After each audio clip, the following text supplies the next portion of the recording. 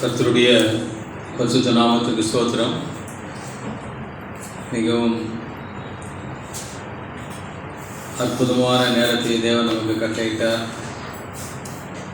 அவரை ஆராதிக்கத்தக்கதாக அவர் நமக்கு எவ்வளவு மேலானவர், மேன்மையானவர் என்பதை அறிந்து கொள்ளத்தக்கதாக வசனங்களை கொடுத்து நாம் இன்னும் அற்பமான காரியங்களை தேடிக்கொண்டிருக்கிறோமா அல்லது மகிமையான காரியங்களை தேடிக்கொண்டிருக்கிறோமா என்று நம்மை போதித்து பந்தியிலே பங்கு பெற கர்த்தர் இரக்கம் பாராட்டினார். இந்த வேத ஆராய்ச்சியிலே நாங்கள் பார்க்கும் பொழுது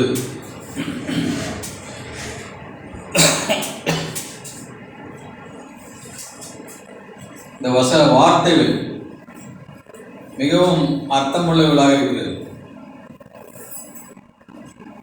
ஒரு வார்த்தை மனிதர்களுடைய பெயர்களாக இருக்கலாம், அல்லது இடங்களின் பெயராக இருக்கலாம், அல்லது அவைகள் தன்னில் தானே அர்த்தமுள்ளவர்களாக இருக்கலாம்.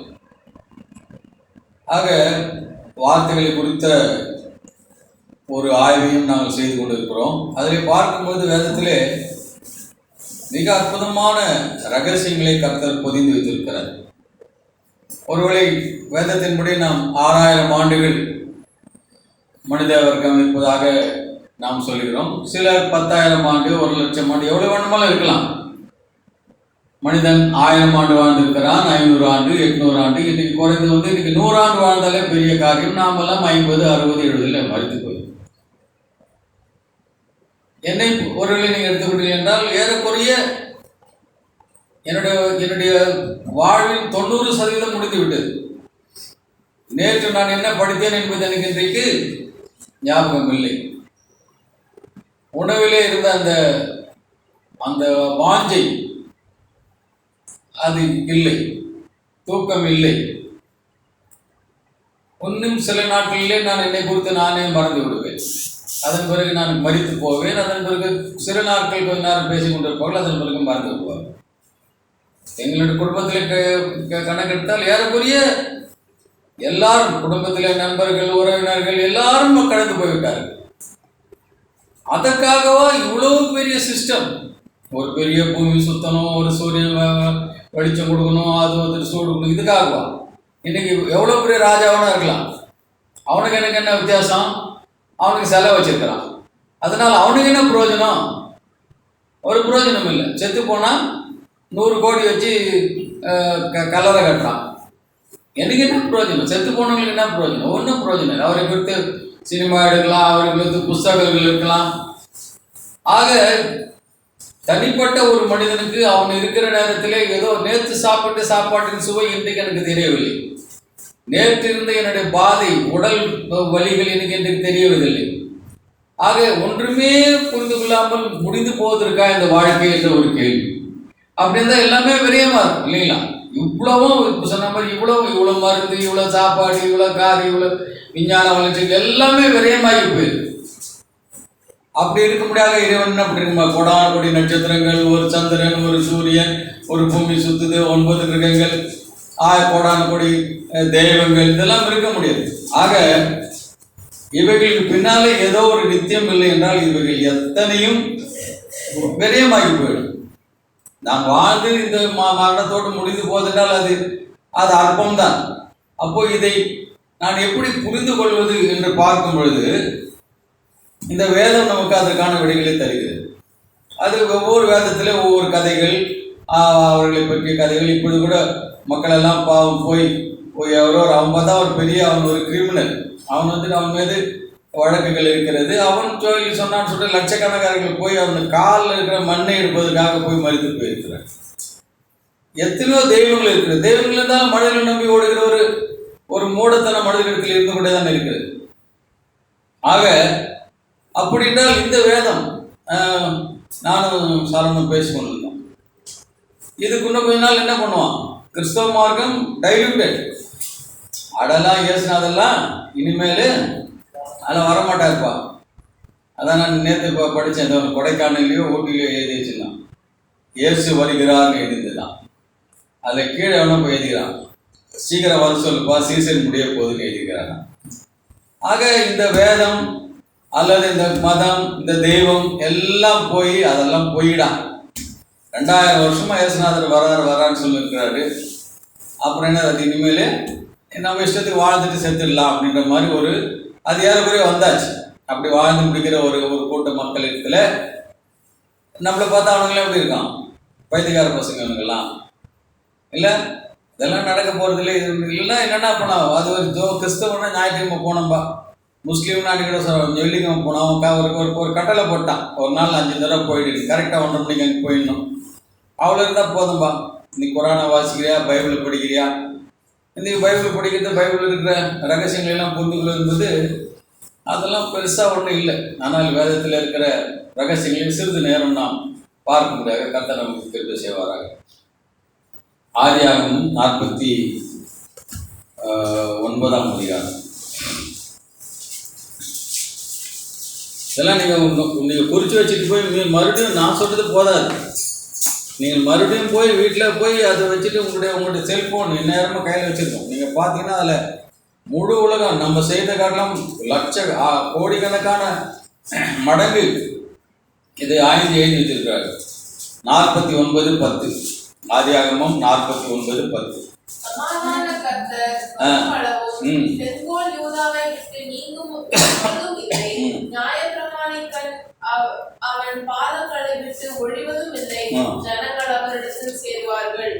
சரி, இதில் முதல்ல என்ன புரியுது, சமாதான கர்த்தர் வருமளவும். யார் அது? அது புரியுது இல்லையா? புரியுது. அப்புறம் செங்கோல், அவருக்கு ஒரு செங்கோல் இருக்கும் இல்லையா, இருக்கும். யூதாவை விட்டு, அப்போ யூதா தான் என்ன கோத்திரம்னு சொல்றாரு யாக்கோபு?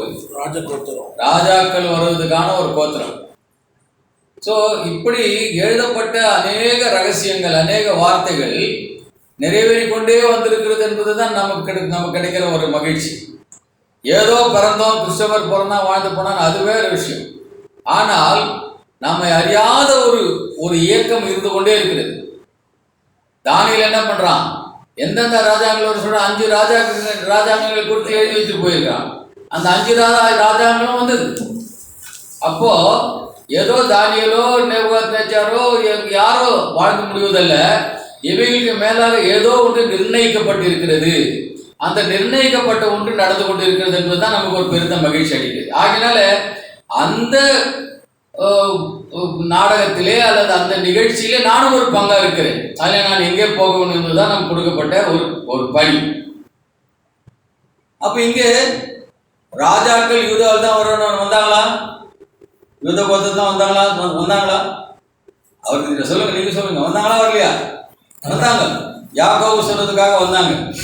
இங்கே இன்னொன்னு கூட சேர்த்து சொல்றாரு, சமாதான கர்த்தர் வருமளவும்.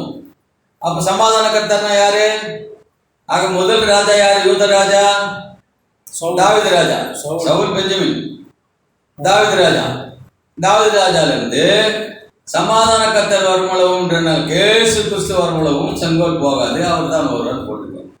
ஆனால் ஆங்கிலத்திலே வேற விதமாக எழுதியிருக்கிறது. ஆங்கிலத்தில் படிக்கும்.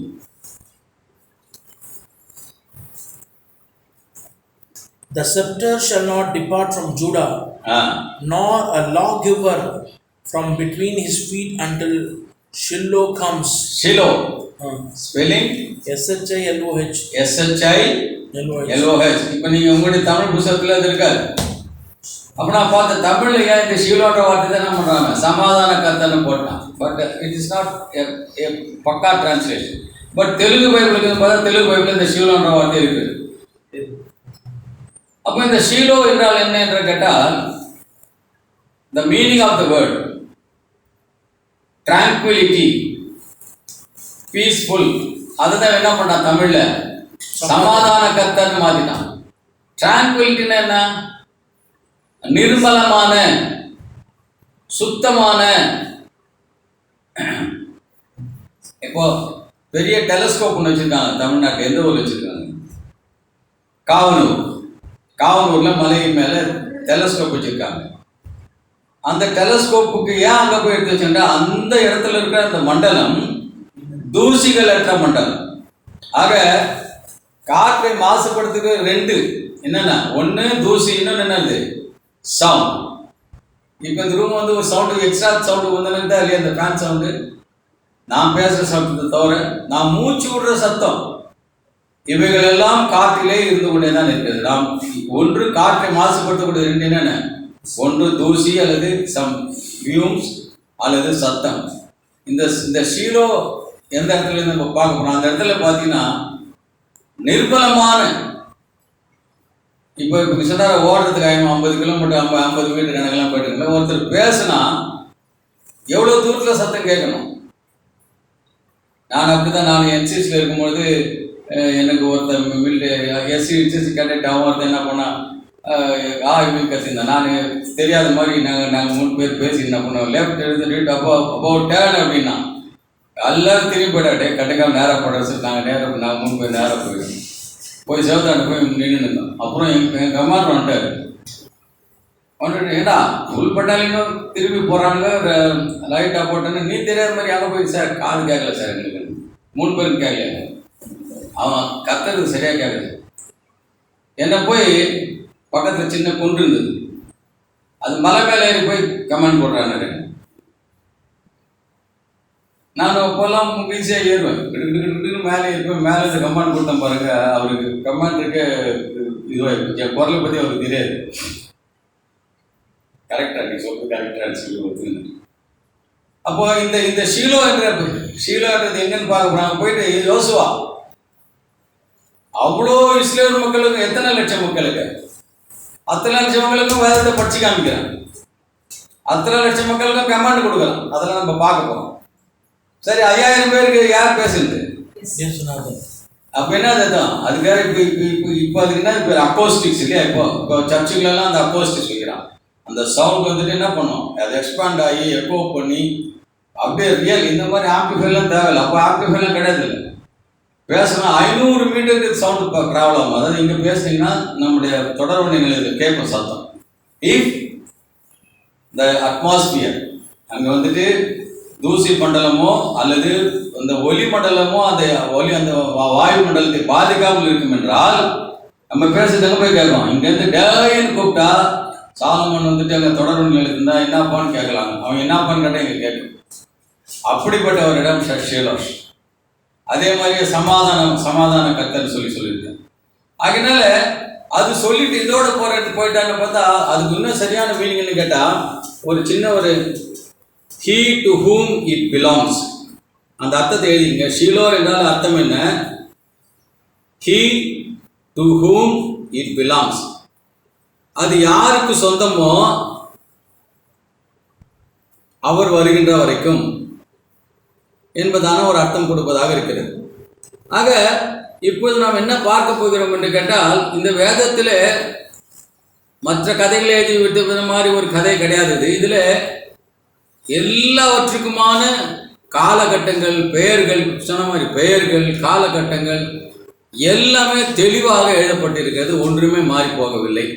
யோசுவாவின் புஸ்தகம் 18ஆம் அதிகாரம் 1ஆம் வசனம். யோசுவாவின் புஸ்தகம் 18ஆம் அதிகாரம்.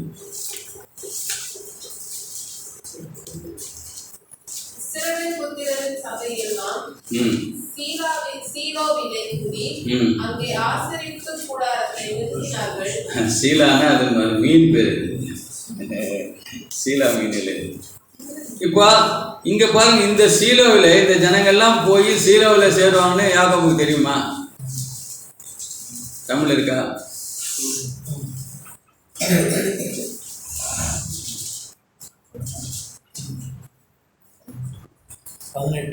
18ஆம் அதிகாரம் 1ஆம் வசனம். இஸ்ரவேல் புத்திரர் எல்லாம் புத்திரின் சபையெல்லாம் சீலோவிலே கூடி அங்கே ஆசரிப்பு கூடாரத்தை நிறுத்தினார்கள். அப்போ ஆசரிப்பு கூடாரம் என்றால் என்ன? கர்த்தருடைய பிரசன்னம் இருந்த இடம். இப்போ இந்த வார்த்தையை அங்கே யாக்கோபு பயன்படுத்துகிறார். அதற்கான அர்த்தத்தை பார்த்தோம். இப்பொழுது அங்கே ஒரு இடம் இருக்கிறது. எங்கே இருக்கிறது? கானான் தேசத்திலே ஷீலோ என்ற இடத்திலே இவர்கள் எல்லாம் போய் என்ன பண்றாங்க? ஆசரிப்பு கூடாரத்தை ஏற்படுத்துது. அப்போ இவைகள் எல்லாம் தான் நமக்கு என்ன தெரிகிறது? இது எதுவுமே வந்துட்டு விளையாட்டாக நடந்து விடவில்லை. இல்லைங்களா? நம்ம பார்த்தோம் இயேசுநாதர் எந்த இடத்துல இருந்து பரலோகத்துக்கு போனாரு? கலிலேயால திரும்ப திரும்ப சொல்லினே இருக்கான். இயேசுநாதர் உயிர் தந்த பிறகு கலிலேயாக்கு போனார். கலிலேயாக்கு போன ஏன் கலிலேயாக்கு போன பார்த்தா ஏசால எழுதி வச்சிருக்காங்க. ஆக இவைகள் தான் நமக்கு என்ன, எதுவுமே எதேச்சியாக தாறுமாறாக நடந்து கொள்ளவில்லை, எல்லாமே திட்டமிடப்பட்டு தீர்மானிக்கப்பட்டு நடந்து கொண்டு இருக்கிறது என்பதுதான் பார்த்துக்கொள்வது. அப்புறம் 1 ராஜாக்கள் 6ஆம் அதிகாரம் 1ஆம் வசனம். 1 Kings chapter 6:1.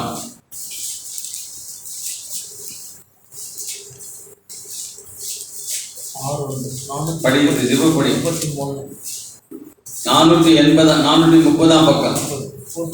1 Kings 1 ராஜாக்கள் 6ஆம் அதிகாரம் 1ஆம் வசனம். இஸ்ரவேல் புத்திரர் எகிப்து தேசத்திலிருந்து புறப்பட்ட 480 வருஷத்திலும் சாலமோன் இஸ்ரவேலின் மேல் ராஜாவான 4ஆம் வருஷம் சீப் மாதமாகிய 2ஆம் மாதத்திலும். எவ்வளவு டீட்டெயில் கொடுக்குறாரு பாருங்க இந்த ஒரே ஒரு வசனத்துல. இதுதான் மற்ற வேதங்கள் எல்லாவற்றிற்கும் இந்த வேதத்திற்கும் உள்ள வித்தியாசம். அதை படிக்கவே முடியல, நம்மளால தெரியல. மாதன்னா மாதான் படிக்கிறாங்க. அவன் எழுதுறான் என்னென்ன டீட்டெயில் சொல்லியிருக்கு பாருங்க இந்த ஒரே வசனத்துல. வருஷம் 480ஆம் வருஷம், சாலமன் ராஜாவான 4ஆம் வருஷம், சீப் மாதமாகிய முடிச்சிடலாம. ஆனா என்ன சொல்றான், சீப் மாதமாகிய 2ஆம் மாதம். நம்ம எப்படி பிப்ரவரி இருக்கிற சீப் மாதம் 2வது வருஷத்திலும் அவன் கர்த்தராலத்தை. ஆக எதுக்காக இந்த ஒன்னே ஒன்று சொல்றேன்னு கேட்டா, நீங்க விதமாக வேதத்தின் முழுவதையும் நீங்க என்ன பண்ணலாம், நீங்கள் கால கணக்கிடலாம். அந்த அவ்வளவு தெளிவாக எழுதி வச்சிருக்க. ஒன்னு பாருங்க, நியாயாதிபதிகளின் புஸ்தகம், புக் ஆஃப் ஜட்ஜஸ், நியாயாதிபதிகளின் புஸ்தகம் 11ஆம் அதிகாரம்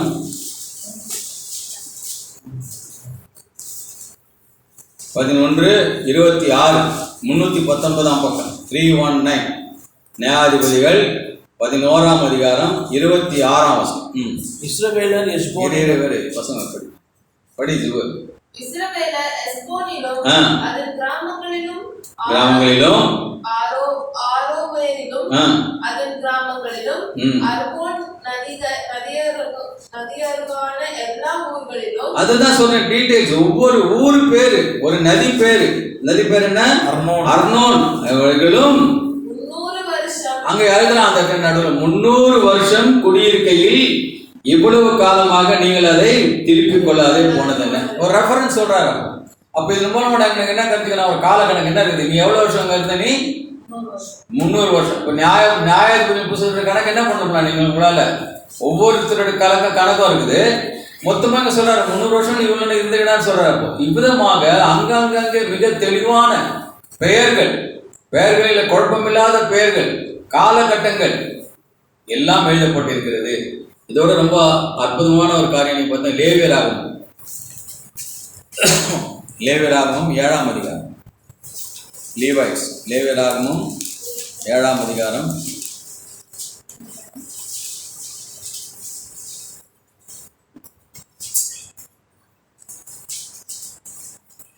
இதெல்லாம் பார்க்கும்பொழுது இது என்ன, இது கடவுளுக்கு இவ்வளோ பெரிய கடவுளுக்கு இதெல்லாமா வேலை, இவ்வளோ பெரிய பண்ட சராசரங்களை படைத்த தேவனுக்கு இதுவா வேலை அப்படின்னு நம்ம நினைக்க தோணும். எல்லாத்துக்கும் ஒரு காரணம் இருக்குது. படிங்க 31ஆம் வசனம். லேவியர் 7:30.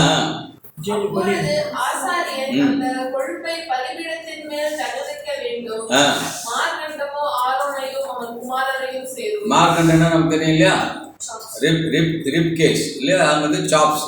இதெல்லாம் ஒரு கடவுள் எழுதிருப்பாரு. இதெல்லாம் போய் எதிர்த்து அதுக்கு தகைக்கணும். இது யாருக்கு சேரும்? இதோட முக்கியமான அர்த்தம் வசனம் 32 படிங்க. உங்கள் சமாதான பலிகளில் வலது முன்னந்தொடையை ஏறெடுத்து படைக்கும்படி ஆசனத்தை கொடுப்பீர்களாக.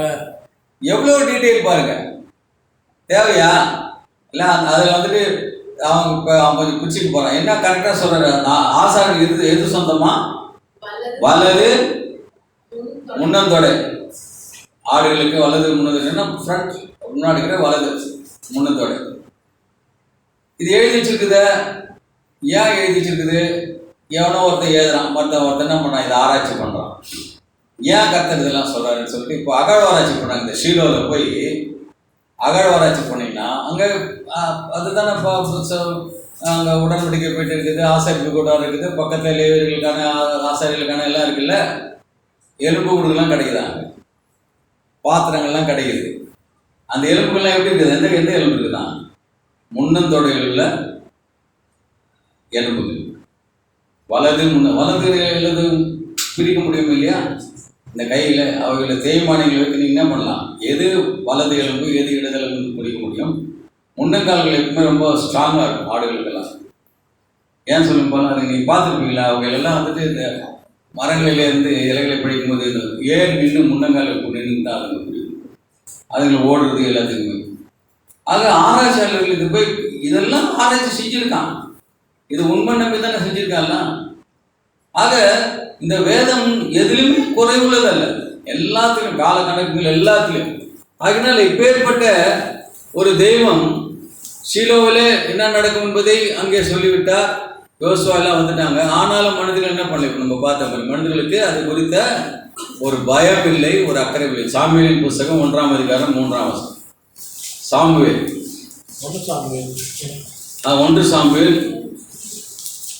1 சாமுவேல் 1ஆம் அதிகாரம். இதெல்லாம் நமக்கு தெரிந்த செய்திகள், அதனால பெருசாக படிக்க வேணாம். 1 சாமுவேல் 1ஆம் அதிகாரம் 3ஆம் வசனம். அந்த மனுஷன் சீலோவிலே அவனுக்கு பலியிடவும் வருஷந்தோறும் தன் ஊரிலிருந்து போய் வருவான். அங்கே கர்த்தரின் ஆசாரியரான ஏலியின் 2 குமாரராகிய ஓப்னியும் பினகாசும் இருந்தார்கள். ஆக இப்போ நீங்க தெரியும், அங்க யோசுவா வந்துட்டு சீலோவில் அது பண்ணதுல 339ஆம் பக்கம் 339 3ஆம் வசனம் சீலோவிலே. புரியுதுங்களா? ஆக இது அதோடு அங்கே யோசுவா பண்ணி முடிச்ச பிறகு நியாயாதிபதிகள் காலம் எவ்வளோ நாள் பார்த்தா நம்ம கிட்டத்தட்ட 380 வருடங்கள் முடிஞ்ச பிறகு தான் ராஜாக்களின் காலம் வருது. ராஜாக்களின் காலத்தில் 40 வருஷம் சவுல்ன்றது நீங்கள் எங்கேயுமே பார்க்க முடியாது. எங்கடா கண்டுபிடி நீங்கள் தேவை என்ன பண்ண முடியாது, உங்களால் பண்ணி விட முடியாது. ஆனால் வேதத்தில் எழுதி வச்சிருக்கு. நீங்கள் நான் நினைக்கிறேன் சரியா இருந்தால் அப்போஸ்தலர் 9ஆம் அதிகாரமா 7ஆம் அதிகாரமா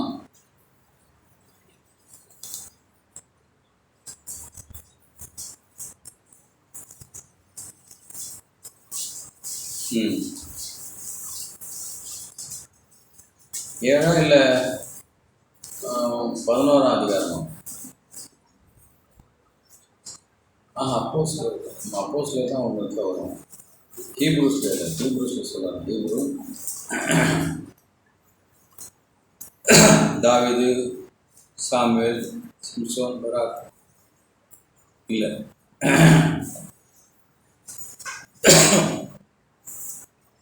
இந்த இதில் தான் வரும். அப்போஸ்தலர் தான் வரும்.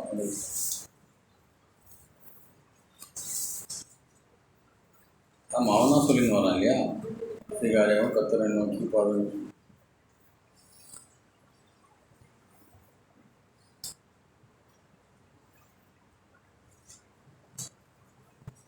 நாற்பது வருஷம்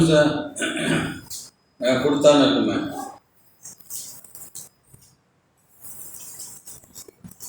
நாற்பது வருஷம் சாலமோனை நமக்கு ராஜாவை கொடுத்தானே எழுதியிருப்பாரு. ஆமாம்.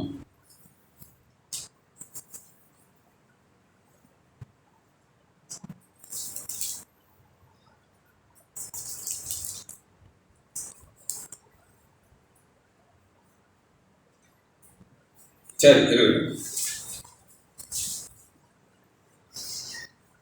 மோசே பிதாக்களுடைய மோசே அந்த இவன் தான் அதெல்லாம் சொல்லுவார். அவர் 13 ரைட்டு 13:21 அவசரம். அது முதல் தங்களுக்கு ஒரு ராஜா வேண்டும் என்று கேட்டுக்கொண்டார்கள். அப்படியே தேவன் பென்யமீன் கோத்திரத்தானாகிய கீசனுடைய குமாரனான சவுலை 40 வருஷ காலமாய் அவர்களுக்கு கொடுத்தார். தப்பா இப்போ இதெல்லாம் சொல்றது சவுல் சொல்றாரு, அது சொல்றது வந்துட்டு கலைந்து கொள்ளக்கூடாது, தேவான் சொல்றது. ஆக இப்போ சவுல் எடுக்கலான்னு சொல்லும்போது அவர் என்ன பண்ணியிருப்பாரு, அவருக்கு எல்லா புத்தகத்தையும் ஆராய்ச்சி பண்ணி சவுல் 40 வருஷம் கொடுத்தான்னு சொல்றாரு. ஆக நியாயாதிபதி காலம் போய் சவுல், அதன் பிறகு இவர் நம்ம ராஜா தாவீது ராஜா எல்லாம் வராங்க. இப்போ சாமுவேல் 1:3 நம்ம என்ன பார்க்குறோம், இப்போ அந்த இடத்துல மறுபடியும் சாமுவேல் வந்துடலாம். அப்புறம் தான் அவனை வரான். சாமுவேல் வரும்போது அவங்க அந்த அந்த கதை நமக்கு தெரியும் இல்லையா, அங்கே என்ன நடக்குது, இவன் சீலோவில் இன்னும் இருக்குது. 9ஆம் வசனம் யாரை படிங்க. சீலோவிலே அவர்கள் புசித்து குடித்த பின்பு, சீலோவிலே, அதனால இவன் சீலோ வருஷம் போறான், குழந்தைக்காக கேட்கறான். அப்புறம் அவருக்கு குழந்தை பிறகுது. 2ஆம் அதிகாரம் 13ஆம் வசனம். சரி 12ஆம் வசனம் படிங்க. 2:12 ஏலியின் குமாரன் பேலியாளின் மக்களாக இருந்தார்கள். அவர்கள் கர்த்தரை அறிய காலையில பார்த்த மாதிரி இவ்வளவோ நடந்து வந்தாலும் ஏலியின் பிள்ளைகள் யாரு, ஒரு ஆசாருடைய பிள்ளைகள் கர்த்தரிடம் என்ன செய்றாங்க. 14ஆம் வசனம். அதற்கு அந்த மனுஷன் செய்ய வேண்டியபடி, அதே 2:14. கொப்பரையிலாவது பானையிலாவது சர்வத்திலாவது சட்டியிலாவது குத்துவான். அந்த ஆயுதத்தில் வருகிறதெல்லாம் ஆசாரியர்கள். சாதாரண ஒரு விஷயம், அதன் மூலமாக என்ன நடந்து முடிஞ்சு நமக்கு தெரியும் இல்லையா, கறி. ஆனால் அது தேவனுக்காக படைக்கப்படுது. அதில் போய் என்ன பண்ணுவான், அது திருசூலன்னு சொல்றாங்களே, அதை வச்சு குத்தி எடுக்கிறோம். அவனும் என்ன பண்றான், அந்த இதுதான் சொல்லுவோம், எங்களுக்கு முதல்ல இதை என்னத்தை கூட எங்களுக்கு பொறிக்கும்படி ஆசாரிக்கு பொறிக்கும்படி இறைச்சி கொடு, பச்சை இறைச்சி எல்லாமே அவங்க பச்சையாக கொடுறாங்க. இதெல்லாம் நடக்குது அங்கெல்லாம். அதன் பிறகு என்ன பண்ணுறாங்க, பெண்களுடனே அவர்கள் தவறு செய்கிறார்கள் எல்லாம் வாசிக்கிறோம். 3ஆம் அதிகாரம் 3ஆம் வசனத்திலே உள்ளே சாமுவேல் போய் உள்ளே படுத்து கொண்டு இருக்கிறான், அதெல்லாம் நமக்கு தெரியும். அப்புறம் 15 வந்துட்டு காலத்துக்கு அதை திறந்தான். சாமுவேல் உள்ளே ஏலியும் இருக்கிறாரு, சாமுவேல் இருக்கிறான். கர்த்தர் கூப்பிட்றாரு, கர்த்தர் ஏலியின் குடும்பத்தை சொல்றாரு. அப்புறம் ஏலி கேட்குறாரு, சாமுவேல் சொல்றான், எல்லாம் சொல்லிட்டு 21ஆம் வசனம் 3ஆம் அதிகாரம் 21ஆம் வசனம்.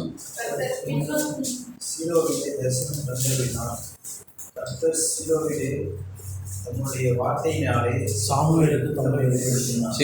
சீலோவிலே இருக்கிறதுக்கான வசனங்கள் தான் 4ஆம் அதிகாரம் 11-12. 4ஆம் அதிகாரம் 11. அப்போ இப்போ பெலிஸ்டியன்ஸ் வந்து சண்டை போடுறாங்க, தேவனுடைய பெட்டி பிடிக்கப்பட்டு போகுது. 11-12.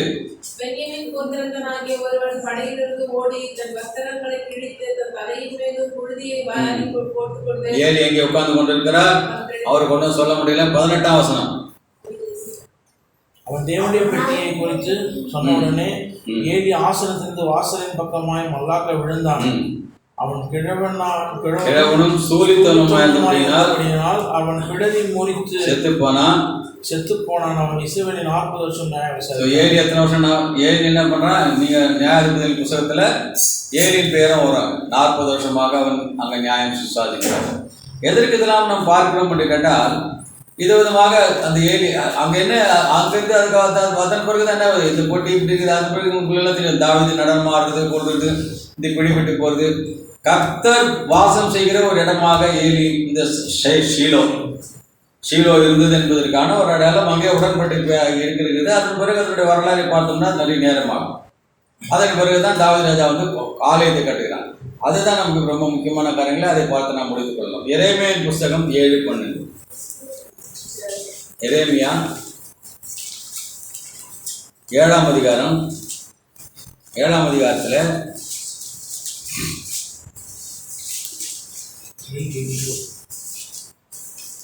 நான் வந்து என் நாமம் விளங்க பண்ணின படி 8:7-12. எரேமியா ஜெரமியா 8:82, பேஜ் நம்பர் 882, 7ஆம் அதிகாரம் 12ஆம் வசனம். நான் வந்து விளங்க பண்ணின சீலோவில் உள்ள ஸ்தானத்துக்கு நீங்கள் போய் ஜனத்தினுடைய பொல்லாப்பு நிமித்தம் நான் அதற்கு செய்ததை பாருங்கள். ஒரு நிமிஷம். இப்போ பார்த்தீங்களா, இப்போ சீலோ எங்க ஆரம்பிக்குது, அந்த வார்த்தை எங்க ஆரம்பிக்குது? ஆதியாகமத்தில் யாக்கோபு சொல்றான். அதெல்லாம் முடிச்சு இஸ்ரவேலுக்கெல்லாம் வந்து அவெல்லாம் வந்துட்டு எகிப்து போய் 400 வருஷம் ஆகி அவங்களே வந்து 40 வருஷம் விளையாண்டதை சுற்றி அதன் பிறகு யோசுவார் 20-30 வருஷம் வந்து இப்போ தேனத்தை பிரித்து அந்த வசனம் படிக்காம போயிட்டு நம்ம யோசுவா அது படிக்கலாம் சொல்கிறேன். அவன் பிரித்து கொடுத்து அதன் பிறகு 450 இல்லாமல் இஸ்ரவேல் ராஜாக்கள் ஆண்ட பிறகு இவர்களெல்லாம் அடிமைப்பட்டு போக போகிறார். இப்போ யாரை சொல்கிறது? இந்த வசனத்தை சொல்கிறது யாரு? வசனத்தை சொல்கிறது யாரு? கர்த்தர் சொல்ற என்ன சொல்றாரு? நான் முந்தி என் நாமம் விளங்க பண்ணின சீலோவில் உள்ள என் ஸ்தலத்தை. இப்போ இதுக்கு சொல்லணும்னா இது ரொம்ப சாதாரணமான வார்த்தை கிடையாது. எவ்வளோ பெரிய ப்ரிடிக்ஷன். யாக்கோபு சொன்னது 3 விஷயத்தை சொல்லிட்டு போயிட்டான். ஒன்று தாவீது ராஜா வந்து இந்த யூத ராஜாக்கெல்லாம் வந்துட்டு யூத கோத்திரத்தில் வருவாங்கன்னு சொல்லிட்டான். அடுத்தது வந்துட்டு சிங்கோல் நியாயப்பிரமாணம் நீங்க மாட்டான்னு சொல்கிறேன். கர்த்தர் அந்த ராஜ்யத்தில் வருவார்னு சொல்லிட்டு மாத்திரம் கர்த்தரோட உடன்படிக்கை ஷீலோன்ற வார்த்தையும் அங்கே சொல்லிட்டு போயிட்டான். எங்கே அவருக்கான வாசஸ்தலம் இருக்கும்போது அங்கே சொல்லிட்டு போயிட்டான். சொல்லிட்டு சொல்றாரு, என் நாமம் விளங்க பண்ணின சீலோன ஸ்தலத்துக்கு நீங்கள் போய் என்ன கேளு பாடுறான்றாரு. உன்னை என்னதான் சொல்றாரு? இஸ்ரவேல சீலோக்கு நான் என்ன பண்ண பாரு. அதை பற்றி நம்ம தனியாக பைபிள் ஸ்டடியில் பார்க்கலாம். 13ஆம் வசனம்.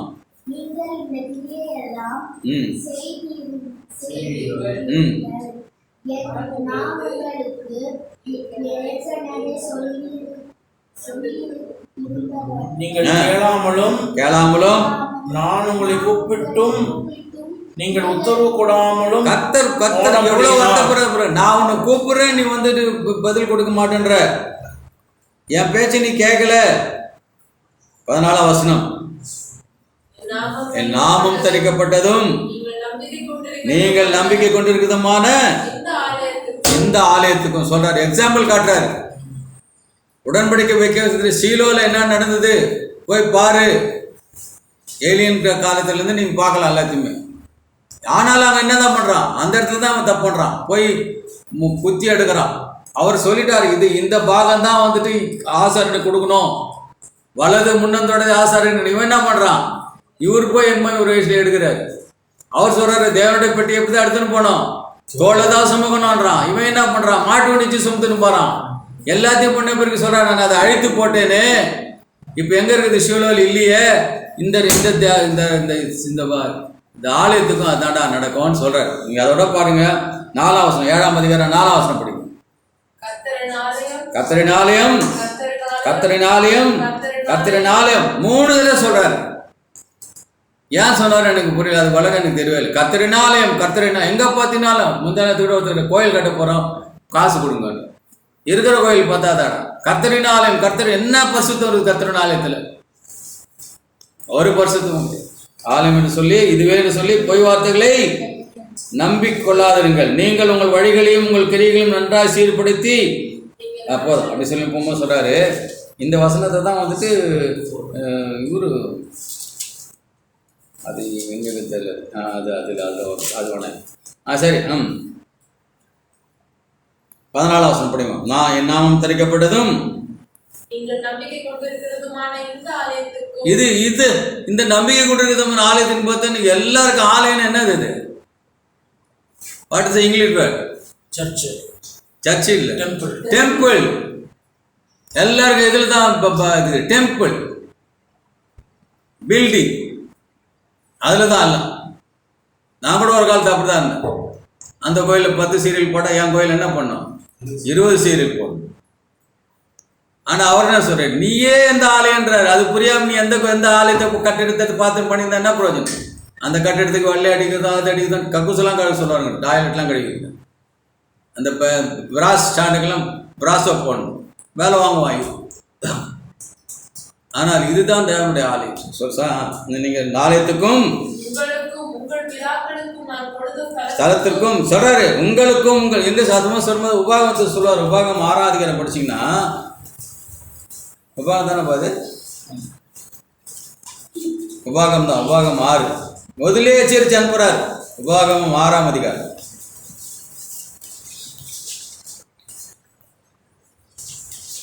10ஆம் வசனம், 232ஆம் பக்கம். கொடுப்பேன் என்று ஆபிரகாம், ஈசாக்கு, யாக்கோபு என்பவர்களாகிய உன் பிதாக்களுக்கு ஆணையிட்டு கொடுத்த தேசத்தில் அதை சொல்லி முடிச்சு எத்தனை வருஷம் கழிச்சு அந்த இடத்துக்கு கொடுக்குறாரு யோசுவா மூலமா. அவ்வளவும் பண்ணி அந்த இடத்த பண்ணி அதை பிரித்து கொடுத்து அவங்களுக்கு உள்ளே போய் கர்த்தருடைய ஆலயத்தை உடன்படிக்கை பெட்டி அங்கே சீலோவில் ஸ்தாபிதம் பண்ணி சொன்ன வார்த்தை நிறைவேற்றது தேவைன்னா உங்களுக்கு சொன்னேன்னு சொன்னல இதாடா அந்த இடம் பாலும் தேனும் ஓட இந்த இடம் இதுன்னு சொன்ன இவன் நான் சொல்கிறேன் இல்லை அதாடா பாலும் தேனும்.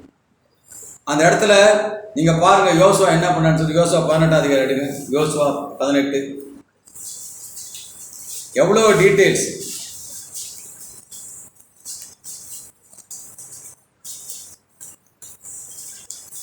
பதினெட்டாம் அதிகாரம் 8ஆம் வசனம். எப்படி இந்த பைபிள் எழுதப்பட்டதுன்றது சாலமன் அன்னைக்கு சொன்னா இல்லை பைபிள் எழுதுந்த ஆள் இல்லையான்னு சொல்லி அவனோ சொன்னாங்க.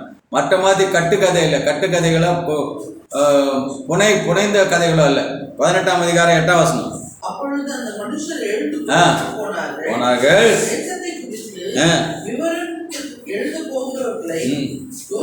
என்னவா யாராவது விவரம் தேசத்துக்கு அவங்களுக்கு இந்த காலத்துல என்ன சொல்லுவாங்களா? What do you call that? Scribes, topography, statisticians. They were there on that day. Scribes பிரதி எடுக்கிறவன் தான். தேசத்தை போய் எடுத்துன்னு வாடான்றான், அளவு எடுத்துன்னு வாடான்றான். இன்னைக்கு உங்க கூகுளில் சொல்றது இல்லை, சர்ச்சில் எந்த தெரு எத்தாம் மாதம் அது அன்னைக்கே பண்ணியிருக்கான். எழுதுற சொல்லி யோசனைக்கு நீங்கள் போய் தேசத்தை சுற்றி திரிந்து அதன் விவரத்தை எழுதி என்னிடத்தில் திரும்பி வாருங்கள். அப்பொழுது இங்கே சீலோவிலே கர்த்தருடைய சந்நிதியில் உங்களுக்காக சீட்டு போடுவேன். அதெல்லாம் அதை நடக்குது வச்சுக்கலாம் இல்லைங்களா? அதன் பிறகு என்ன பண்றான்? சும்மா போட்டு கொடுத்துல ஐயா இந்த இடத்துல ஒரு ஏரி இருக்குது, இந்த இடத்துல ஒரு மாந்தோப்பு இருக்குது, இந்த இடத்துல ஒரு தந்தோப்பு இருக்குது, எல்லாத்தையும் அப்படி இல்லையா ஸ்டாட்டிஸ்டிக்கல் டேட்டா, டோப்போகிராபிக்கல் டேட்டா எல்லாத்தையும் எழுதி கொண்டாடுறோம். அப்போதான் அவங்க படிக்கும்போது பார்த்தா தான் அந்த சத்தம் எல்லாருக்கும் கேட்கும். அந்த இடத்தினுடைய சீலோனுடைய இடம் எப்படி இருக்காது, அதனுடைய அக்கோஸ்டிக்ஸ் அந்த மாதிரி இருந்தது. ஆக எதுவுமே விளையாட்டா பண்ணல, எவ்வளவு ஜாகிரதையா பண்ணியிருக்காங்க இல்லைங்களா? அவங்களை கணக்கிட்டார்கள். ஆக பண்ணி உலகம் பண்ணி முடிச்ச பிறகு மறுபடியும் இடைமைக்குவாங்க. நான் உங்களுக்கும் உங்கள் பிதாக்களுக்கும் நான் கொடுத்த ஸ்தலத்துக்கும் அதை அப்போ பண்ணல இல்லை. இது உபாகமம் 6 அதை வந்துட்டீங்களே, உபாகமம் 6 அதை தள்ளிட்டு உபாகமம் 6ஆம் அதிகாரம். ஜாகிரேஸ்வரர் அந்த தேசத்துக்கு நீ போனீன்னா அது என்னது? அது நீ நிரப்பாத உன் தேவனாய கர்த்தர் உனக்கு கொடுப்பேன் என்று ஆபிரகாம், ஈசாக்கு, யாக்கோபு என்கிற பிதாக்களுக்கு ஆணையிட்டு கொடுத்த தேசத்தில், அதுதான் இந்த வேதத்தின் பைபிள். ஆணையிட்டு கொடுத்தார், அதை கொடுத்தார். இன்று வரைக்கும் இருக்கிறான். நீ உன்னை பிரவேசி பண்ணும் போதும் நீ கட்டாத வசதியான பெரிய பட்டணங்களையும் நான் அடிக்கடி சொல்றது. நாங்கள் வந்த ஊர் வந்த ஊர் என்னது? புதுசாக 504 பேர் எங்கள் ஏரியாவுக்கு. உங்களுக்கு தெரியும் என்ன சொல்ல? 144 ஒரு பட்டணத்தை உருவாக்கி அதில் தான் அவங்களுக்கு ஒரு கூட கொடுத்தாரு. அதில் தான் எனக்கு ஒரு கூட கொடுத்தாரு கர்த்தர். வீட்டில் கொடுக்கும்போது என்ன பண்ணுறாரு? அடுத்து சொல்கிறாரு, நீ நிரப்பாத சகல நல்ல வஸ்துக்களாலும் நிரம்பி வீடுகளையும், நீ வெட்டாமல் வெட்டப்படுகிற துறவுகளையும், நீ நடாத திராட்சை தோட்டங்களையும் ஒலிவ தோப்புகளையும். அப்போல்லாம் வீடு வாழ மாதிரி இருக்கும் எங்கள் வீட்டில், எங்கள் மரமில் இல்லை. எப்படியா இவங்க வீட்டிலேருந்து ஒரு நாளைக்கு வந்துட்டு மஞ்சள் வாழைப்பழம் வரும், அவங்க வீட்டிலேருந்து வந்துட்டு ஒரு நாளைக்கு வந்துட்டு அந்த காலத்தில் வேறு வேலை கிடையாது. எல்லார் வீட்லேயும் வாழைப்பழம் இருந்துச்சு.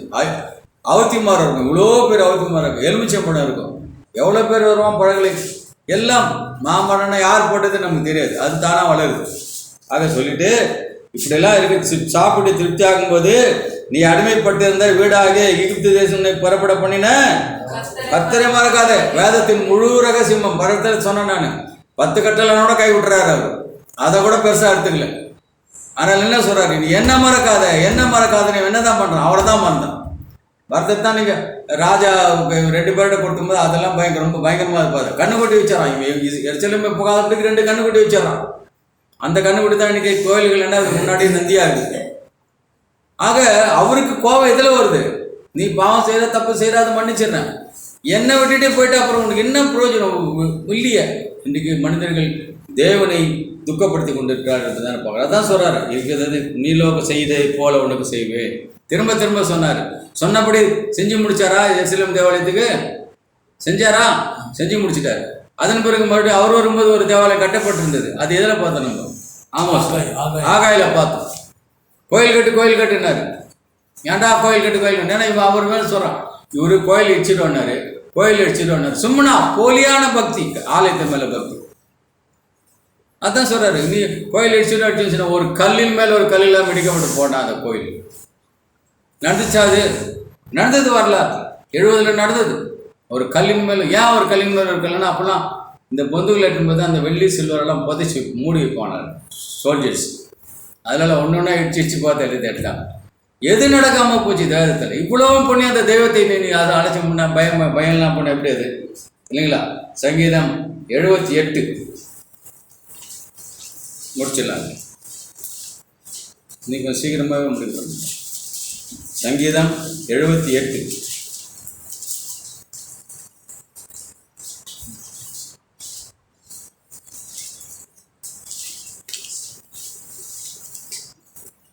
அறுபது 61 59 கூட படிக்கும். அதில் 58 கூட படிக்கும்.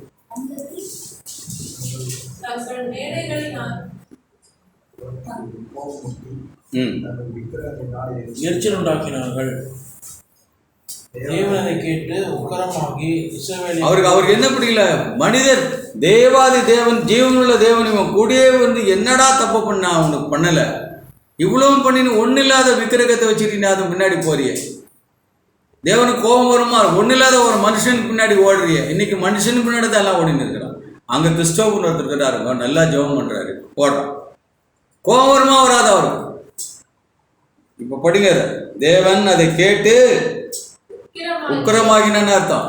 கோபம் கிடையாது, கோபத்துக்கு மேல அடுத்த லெவல் உக்கிரமாகி இஸ்ரவேலை மிக இன்னைக்கு அதான் உட்காந்து துப்பாக்கியில் சண்டை போட்டுங்க. இஸ்ரவேலை அதே தான் உனக்கு எனக்கும். நானும் இஸ்ரவேலன் தான், நீயும் இஸ்ரவேலன் தான். இஸ்ரவேலின் காணேட்சிக்குள்ள வந்த இஸ்ரவேலை மிகவும் வெறுத்து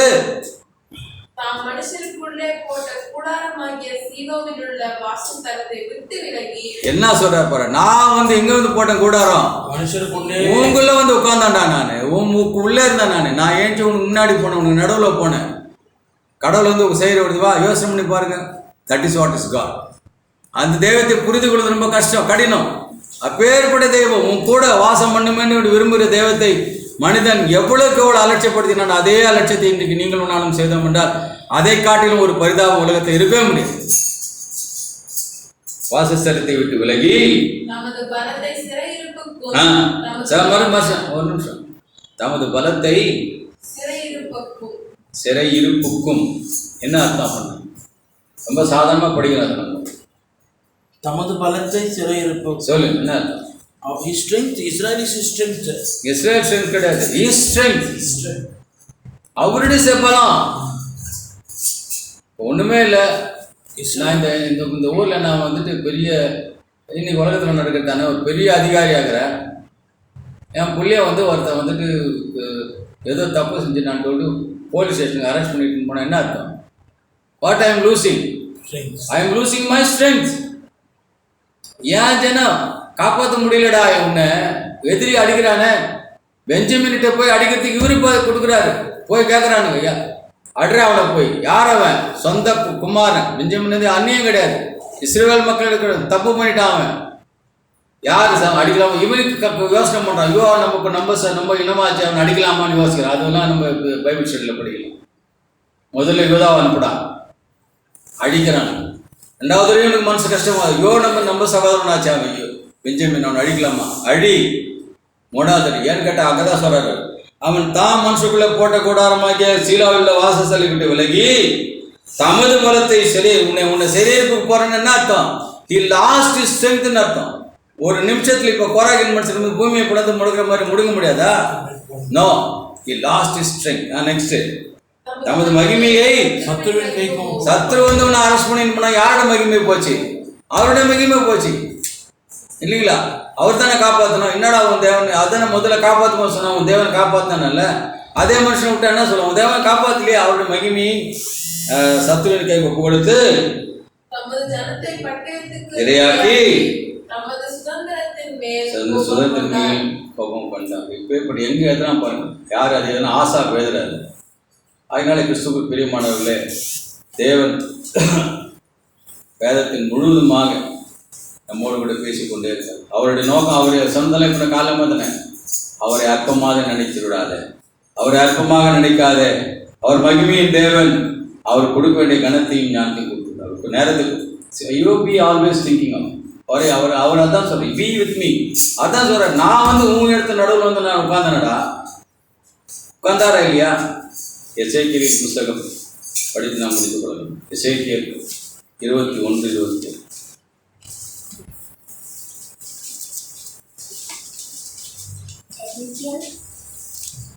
இருபத்தி 21:27.